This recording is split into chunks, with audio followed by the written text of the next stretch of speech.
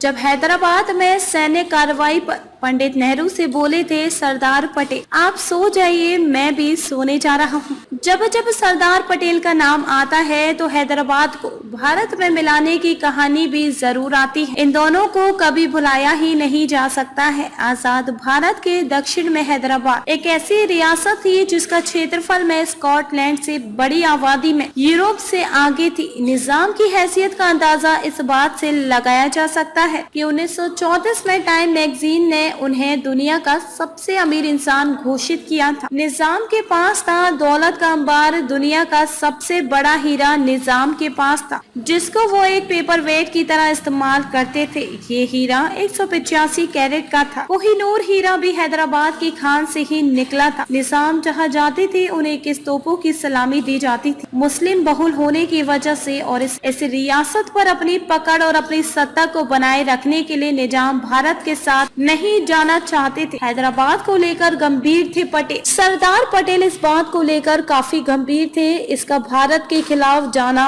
भारत की सुरक्षा के लिए बड़ा खतरा बन सकता था। यही वजह थी कि उन्होंने इसको भारत में शामिल करने के लिए जी जान लगा दी थी। हालांकि इसको देश में शामिल करने के लिए अन्य रियासतों के मुकाबले अधिक समय लगा था। पटेल निजाम के अस्तित्व को भी जारी रखने नहीं चाहते थे। प्रधानमंत्री पंडित नेहरू और पटेल के इसी बात को लेकर मतभेद भी था। पटेल को कोई विश्वास नहीं था। वो पंडित नेहरू को भी इसके लिए आगाह करते थे कि निजाम से सिर्फ धोखा ही मिलेगा। राजमोहन गांधी द्वारा लिखी गई सरदार पटेल की जीवनी में इस बात का जिक्र किया गया है कि नेहरू हैदराबाद में सेना भेजने के हक में भी नहीं थे। उनका मानना था कि इससे नुकसान होगा। एक अन्य किताब द डिस्ट्रक्शन ऑफ हैदराबाद में भी इसका जिक्र किया गया है। इसमें लिखा गया है कि नेहरू सैन्य कार्रवाई को अंतिम विकल्प के रूप में आजमाना चाहते हैं। वहीं पटेल पहली बार में ही इस विकल्प का इस्तेमाल कर लेना चाहते थे। बैठक में पटेल और नेहरू के बीच नाराजगी व्यक्तिगत रूप से नेहरू का निजाम से कोई विरोध नहीं था, लेकिन वो उनकी नीतियों के विरोधी जरूर थे। हैदराबाद को भारत का हिस्सा बनाने की कहानी बयां करने वाली किताबों में उस बैठक का जिक्र है जो पंडित नेहरू ने बुलाई थी।